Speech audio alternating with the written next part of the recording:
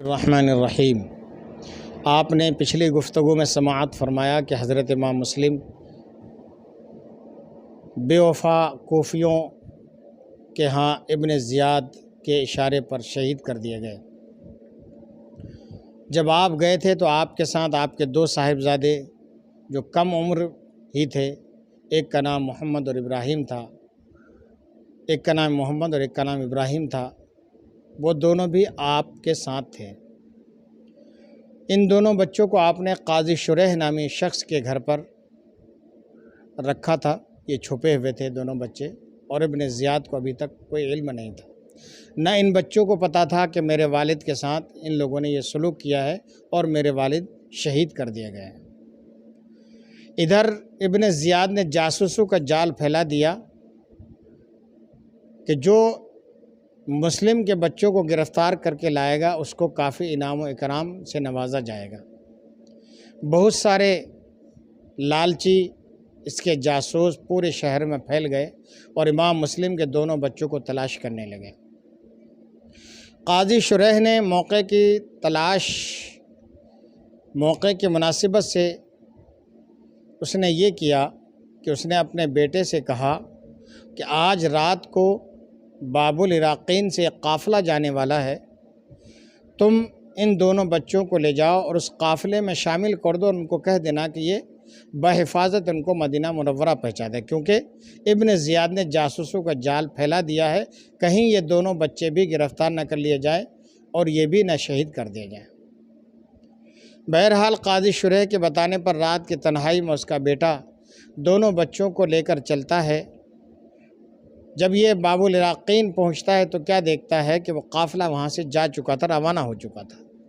کچھ دور یہ آگے لے کر چلا تو دیکھا کہ اس کی دھول اڑتی ہوئی دکھائی دے رہی تھی، تو قاضی شریح کے لڑکے نے دونوں بچوں سے کہا کہ دیکھو وہ قافلہ جا رہا ہے، اس قافلے کی دھول اڑ رہی ہے، جلدی سے دوڑ کر جاؤ اور اس قافلے میں شامل ہو جاؤ اور پھر اس کے بعد تم مدینہ منورہ پہنچ جانا۔ دونوں ننھے منھے بچے تھے، کیا چل سکتے تھے؟ انہوں نے تو اب تک چلنا ہی صحیح طریقے سے نہیں سیکھا تھا۔ پھولوں پر چلنے والے آج کانٹوں پر چل رہے ہیں۔ بہرحال کچھ دور تک بیچارے دونوں ننھے منھے دوڑتے رہے، بھاگتے رہے۔ رات کی تاریکی تھی، کہاں جاتے کچھ پتہ نہیں، کدھر جا رہے ہیں، کیا ہوا۔ وہ قافلہ تو کہاں سے کہاں آگے نکل چکا تھا۔ یہ بیچارے دونوں دوڑتے رہے، بھاگتے رہے، سہمتے رہے، ڈرتے رہے۔ جب ڈر جاتے تھے دونوں بھائی ایک دوسرے کا ہاتھ پکڑ کر بیٹھ جاتے تھے، پھر اٹھتے تھے، چلتے تھے، چلتے چلتے جب صبح کی سفیدی نمودار ہوئی تو دیکھا کہ اسی مقام پر تھے جہاں رات چلے تھے۔ ادھر چونکہ جاسوسوں کا جال پھیلا ہوا تھا، ایک جاسوس نے آ کر دونوں بچوں کو پکڑ لیا۔ ابن زیاد کے کہنے پر جیل میں لے جا کر ڈال دیا گیا۔ اس جیل کا داروغہ اس وقت مشکور نامی شخص تھا جو محب اہل بیت تھا، خاندان نبوت کا بہت چہیتا تھا۔ اس نے دل میں یہ طے کر لیا کہ چاہے میری جان پر آ جائے، میری جان چلی جائے، لیکن میں ان دونوں بچوں کو کسی طرح سے یہاں سے آزاد کرواؤں گا اور مدینہ منورہ پہنچواؤں گا۔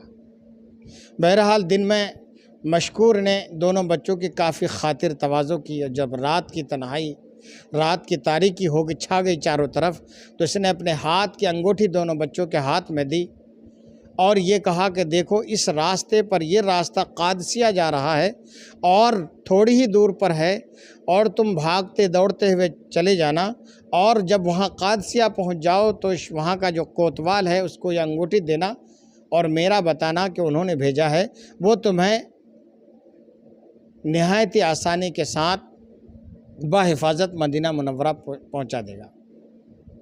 بہرحال دونوں بچوں کو کیا اس ننھی سی عمر میں کیا چلنا، کیا دوڑنا، کیا بھاگنا، رات کی تنہائی، رات کی تاریکی، وحشتناک راستے، کیسے چلتے، کہاں جاتے، کس کے سہارے جاتے، پیر چلتے چلتے زخمی ہو چکے تھے، سہم کر ڈر جاتے، کوئی خوفناک آواز آتی، ایک بھائی دوسرے بھائی کو پکڑ لیتا، گلے پکڑ کر رونے لگتے۔ دوڑتے رہے، بھاگتے رہے، پوری رات بھاگتے رہے، لیکن مشیت کے آگے کسی کی کچھ نہیں چلتی ہے۔ بھاگتے بھاگتے جب صبح ہوئی تو دیکھا کہ وہیں موجود تھے جہاں رات میں چلے تھے۔ وہیں پر پانی کا ایک کنواں تھا اور اس کے پاس ایک کھوکھلا درخت تھا۔ دونوں بھائی ڈر کے مارے کہ کہیں کوئی جاسوس آ کر ہمیں پھر دوبارہ نہ پکڑ لے، آپ اس درخت کے نیچے جا کر چھپ گئے دونوں بھائی۔ تھوڑی دیر کے بعد ایک باندی، ایک کنیز آئی پانی بھرنے کے لیے اس کنویں کے پاس، تو دیکھا کہ دو ننھے منھے نہایت ہی خوبصورت پرکشش چہرے والے دو بچے یہاں پر سہمے ہوئے، ڈرے ہوئے، چھپے ہوئے ہیں۔ آپ نے پوچھا بیٹے تم کون ہو، کہاں سے آئے ہو؟ تو انہوں نے بتایا کہ ہم امام مسلم کے بیٹے ہیں۔ حضرت وہ باندی جو تھی اس نے جب امام مسلم کا نام سنا اور یہ سنا کہ یہ ان کے شہزادے ہیں تو خوشی میں ایک طرح سے وہ رقص کرنے لگی اور دونوں بچوں کو بحفاظت اپنے مالکن کے پاس لے گئی اور کہا کہ محترمہ یہ دونوں بچے وہاں چھپے ہوئے تھے اور یہ حضرت امام مسلم کے دونوں شہزادے ہیں۔ ان کی مالکن نے جب یہ سنا کہ یہ شہزادے امام مسلم ہیں، خاندان نبوت کے چشم و چراغ ہیں، ان کی خوشی کا تو کوئی ٹھکانہ نہ رہا۔ دونوں بچوں کو نہلایا دھلایا، دونوں بچوں کو کھانا کھلایا، نہایت عزت تکریم کے ساتھ دن میں رکھا۔ دونوں بچوں کے اوپر پنکھے بھی جھلتی رہی اور اس کمرے میں بار بار آنا جانا کرتی رہی، گویا کہ ان کی زندگی کی معراج ہو گئی تھی کہ آج خاندان نبوت کے جو دو چشم و چراغ ان کے گھر رکے ہوئے تھے۔ بہت خدمت کی، جہاں تک ہو سکی خدمت کی، دن بھر خدمت کرتی رہی۔ رات کو اس کا شوہر جب پریشان ہو کر آیا تو پوچھا کہ کیا بات ہے، آج اتنی دیر سے اور اتنے تھکے ہارے کہاں سے آئے؟ کہا تمہیں معلوم نہیں، ابن زیاد کے دشمن کے دو بچے، امام مسلم کے دو بچے جیل سے فرار ہو چکے ہیں اور جو ان دونوں بچوں کو گرفتار کر کے لائے گا ان کے لیے بہت بڑا انعام رکھا گیا ہے۔ میں انہی دونوں بچوں کو گرفتار کرنے کے لیے پورا دن مارا پھرتا رہا، اس لیے آج میں تھک ہار کر چور ہو چکا ہوں۔ بیوی نے جب یہ سنا تو بہت بری طرح سے سہم گئی اور رب کی بارگاہ میں دعا کی، مولا میری لاج رکھ لینا۔ ادھر ابن زیاد کو جب معلوم ہوا کہ مشکور نے جیل سے دونوں بچوں کو رہا کر دیا ہے اور اس کے بعد اس نے اعلان بھی کر دیا کہ جو ان بچوں کو دوبارہ گرفتار کر کے لائے گا بہت سارا انعام دیا جائے گا، مشکور کو بلایا گیا دربار میں۔ مشکور سے پوچھا ابن زیاد نے کہ تمہیں ڈر نہیں لگا کہ تم نے میرے حکم کے بغیر دونوں بچوں کو آزاد کر دیا؟ تو حضرت مشکور نے کہا کہ جو اللہ سے ڈرتا ہے وہ کسی سے نہیں ڈرتا۔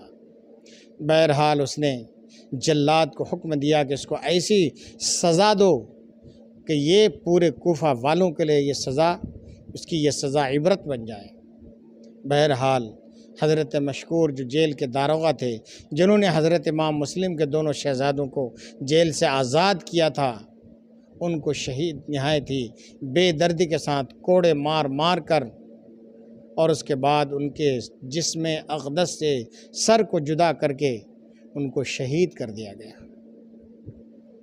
حضرت مشکور جب آپ کی آخری آواز نکلی تھی تو آپ نے فرمایا تھا، اے الہ العالمین، تیرے محبوب کے نواسوں کی حفاظت کے پاداش میں مجھے یہ سزا مل رہی ہے، مولا ان کا اور میرا معاملہ تیرے ہاتھ میں، تو ہی اس کا صحیح اور حق انصاف فرمانے والا ہے۔ اس کے بعد حضرت مشکور شہید ہو گئے۔ بہرحال ادھر اس محترمہ نے جو بچوں کو اپنے گھر میں پناہ دے رکھی تھی، دونوں بچے تو اپنا گھر سمجھ رہے تھے ایک طرح سے، کہ جب انہوں نے پیار دیکھا، لاڈ دیکھا تو دونوں بچے خوش ہو گئے۔ باپ کی یتیمی کا داغ تو لگ چکا تھا، معلوم ہو چکا تھا کہ میرے والد محترم شہید کر دیے گئے، لیکن جب اس محترمہ کا لاڈ پیار خدمت دیکھی تو بچے اطمینان کا انہوں نے سانس لے لیا بچوں نے۔ لیکن جب رات کی تنہائی، رات کی تاریکی چھا جاتی ہے اور اس کے بعد جب بڑا بھائی خواب دیکھتا ہے، خواب میں کیا دیکھتا ہے کہ نانا جان صلی اللہ تعالیٰ علیہ وسلم تشریف فرما ہیں، ایک طرف والد محترم حضرت امام مسلم ہیں، ایک طرف علی مرتضیٰ کرم اللہ تعالیٰ وجہ الکریم ہیں، اور نانی جان بھی وہاں تشریف فرما ہیں، سیدہ فاطمہ الزہرا رضی اللہ تعالیٰ عنہا بھی ہیں۔ میرے والد کی طرف اشارہ کرتے ہوئے نانا جان نے فرمایا کہ تم تو آئے، اپنے بچوں کو کہاں چھوڑ کر آئے؟ تو والد محترم نے کہا کہ ان قریب وہ ہونے والے ہیں۔ اتنا کہا کہ بڑے بھائی سہم گئے، ڈر گئے، اور زوردار آواز میں آواز لگائی اور کہا کہ بھائی اٹھو، اب ہمارے جانے کا بھی وقت قریب ہو چکا۔ چھوٹے بھائی نے کہا بھائی کیا ہوا؟ کہا کہ میں نے ایسا ایسا خواب دیکھا ہے۔ تو چھوٹے بھائی نے بھی کہا کہ بھائی جان یہی خواب میں نے بھی ابھی دیکھا ہے، لگتا ہے کہ ہم قریب شہید کر دیے جائیں گے۔ جب یہ آواز اس محترمہ کے شوہر کے کان میں پہنچی جس کا نام حارث تھا، بہت ہی لالچی اور دنیا پر فدا ہونے والا شخص تھا، اس کو گورنر ہاؤس سے ابن زیاد کے دربار سے انعام و اکرام حاصل کرنا تھا۔ اس نے یہ کر جب اس کے کان میں یہ آواز پہنچی تو اپنی بیوی سے پوچھا کہ بچوں کی آواز کہاں سے آ رہی ہے؟ بیوی نے چھپانے کے لیے کہ ہو سکتا ہے پڑوس میں کسی کے بچے رو رہے ہیں، آپ آرام کیجئے، لیکن یہ جب اس کے کان میں آواز پہنچی تو یہ مکار، دغاباز اور دولت کا لالچی، اس کو سکون نہیں آیا، اس کو دوبارہ نیند نہیں، یہ اٹھا، چراغ جلایا، اس کمرے میں پہنچا۔ یہ دونوں بچے پناہ لیے ہوئے تھے اور اس گھر کو وہ اپنا گھر سمجھ رہے تھے۔ یہ ظالم اٹھتا ہے اور دونوں بچوں کو جا کر جگاتا ہے اور دونوں کے زلفوں کو پکڑ کر مارنا شروع کر دیتا ہے۔ پوچھتا ہے تم کون ہو؟ انہوں نے سچ بتا دیا کیونکہ یہ اپنا گھر سمجھ رہے تھے۔ جب پتہ چلا کہ امام مسلم کے شہزادے ہیں، اس ظالم نے دونوں کے اوپر اس قدر تماچے مارے کہ دونوں کے رخسار مبارک سرخ ہو گئے۔ بچے چیخنے لگے، تڑپنے لگے، بلبلانے لگے۔ جب یہ منظر دیکھا اس محترمہ نے تو بیچاری دوڑتی ہوئی، ہانپتی کانپتی آئی اور کہا کہ خدا کے واسطے ان بچوں کے اوپر ہاتھ مت اٹھاؤ، میں نے ان کو پناہ دے رکھی ہے، انہوں نے اپنا گھر سمجھ رکھا ہے، اگر تم نے ان کے ساتھ کوئی نازیبہ حرکت کی، برا سلوک کیا تو کل میدان محشر میں رسول اللہ صلی اللہ تعالیٰ علیہ وسلم کو کیا منہ دکھاؤں گی۔ بہرحال وہ ظالم دونوں کے زلفوں کو آپس میں باندھ دیتا ہے، صبح کا انتظار کرتا ہے۔ جیسے ہی صبح ہوتی ہے اپنے خچر پر سامان کی طرح دونوں بچوں کو لادتا ہے اور نہر فرات کی طرف لے جانا شروع کر دیتا ہے۔ بیوی نے جب یہ دیکھا پیچھے سے کمر تھام لیا، کہا خدا کے واسطے ان شہزادوں کو ذرا سی تکلیف مت دو، یہ شہزادے رسول ہیں، خاندان نبوت کے چشم و چراغ ہیں، ان کے ساتھ یہ سلوک خدا کے واسطے نہ کرو ورنہ تمہاری دنیا بھی برباد ہو جائے گی، عاقبت بھی برباد ہو جائے گی۔ لیکن اس کے اوپر تو انعام و اکرام کا نشہ چڑھا ہوا تھا، اس نے بیوی کو زوردار دھکا مارا، بیوی ادھر جا کر گری، زخمی ہو گئی، اور اس کے بعد دونوں بچوں کو خچر کے اوپر لاد کر نہر فرات کے پاس لے گیا۔ وہاں ان دونوں کی زلفوں کو جو آپس میں اس نے باندھ دی تھی کھولی، اور اس نے تلوار نیام سے نکال کر پہلے چھوٹے بھائی کو جان سے مارنے کی اس نے کوشش کی تو بڑے بھائی نے کہا کہ خدا کے واسطے میرے سامنے پہلے چھوٹے بھائی کو مت مارو، قتل نہ کرو، پہلے مجھے قتل کرو کہ چھوٹے بھائی کا قتل ہونا مجھ سے دیکھا نہیں جائے گا۔ اتنے میں اس حارث کی بیوی جو بہت ہی نیک بخت پارسا عورت تھی، ہانپتی کانپتی زخمی حالت میں نہر فرات کے کنارے اپنے شوہر کے پاس پہنچی اور اس کا ہاتھ تھامنا چاہا کہ پھر زوردار اس نے ایسا جھٹکا مارا کہ بیچاری چوٹ کھا کر ادھر گر پڑی اور وہ بے ہوش ہو گئی۔ اتنے میں ظالم نے تلوار کا وار کیا اور دونوں بھائی کو موت کی نیند سلا دیا۔ اس کے بعد اس ظالم نے وہ سلوک کیا کہ ایک طرح سے دھرتی اگر ہوتا، خدا کی طرف سے حکم ہوتا تو دھرتی پھٹ جاتی، آسمان پھٹ جاتا۔ اس ظالم نے صرف دولت اور انعام کے لالچ میں بیوی کو بھی زخمی کر دیا، بری طرح سے لہو لعان کر دیا۔ دونوں بچوں کو شہید کرنے کے بعد ان دونوں بچوں کے سروں کو جسم سے الگ کر دیا اور ان کے جسموں کو نہر فرات میں ڈال دیا، اور ایک ٹوکری میں دونوں سر مبارک کو رکھ کر نہایت ہی خوشی انداز میں ابن زیاد کے دربار میں پہنچ گیا۔ ابن زیاد نے پوچھا کہ اس میں کیا ہے؟ تو اس نے بھرے دربار میں کہا، انعام کے لالچ کی وجہ سے وہ بڑا خوش تھا، خوشی میں مگن تھا کہ اب میں بہت بڑے انعام سے نوازا جاؤں گا۔ کہا، آپ کے دشمن امام مسلم کے بچوں کے سر ہیں۔ ابن زیاد نے چیخ کر کہا، ظالم، یہ تو نے کیا کیا؟ تجھے کس نے کہا تھا کہ ان کو قتل کر دینا؟ میں نے تو امیر المومنین یزید کو یہ کہا ہے کہ دونوں بچے گرفتار کر لیے گئے ہیں، اگر آپ کا حکم ہو تو بھیج دوں۔ میں نے تو زندہ بھیجنے کے لیے کہا ہے، یہ تو نے کیا کیا؟ تجھے قتل کرنے کے لیے کس نے کہا تھا؟ اس نے کہا کہ مجھے ڈر تھا کہ کہیں کوفہ والے مجھے پکڑ نہ لیں اور آپ کے دربار میں پہنچنے سے پہلے ان بچوں کو میرے ہاتھ سے چھڑا نہ لیں، اس ڈر سے میں نے ان کو قتل کیا ہے۔ ابن زیاد نے کہا کہ اگر تجھے ڈر تھا تو پہلے مجھے خبر کرتا، میں فوج اور سپاہی کو بھیجتا اور اس کے ذریعے سے پھر میں دونوں کو یہاں بلاتا۔ یہ تو نے کیا کیا ہے؟ تجھے ایسی عبرتناک سزا ملے گی، تو نے مجھ سے پوچھے بغیر یہ اتنی بڑی حرکت کیوں کی؟ اور اگر مجھ سے امیر المومنین یزید نے بچوں کا مطالبہ کیا تو میں وہاں کیا جواب دوں گا، کیا پیش کروں گا؟ بہرحال وہ لالچی، دنیا دار، دغاباز، ظالم، جابر، دولت کے نشے میں ڈوب کر رہنے والا ابن زیاد کے دربار سے انعام و اکرام پانے کے لالچ میں جو اس نے اتنے بڑے ظلم کا ارتکاب کیا تھا، اس کو ہاتھوں ہاتھ سزا مل گئی۔ ابن زیاد نے حکم دیا کہ ظالم کو موت دے دی جائے، عبرتناک سزا دی جائے۔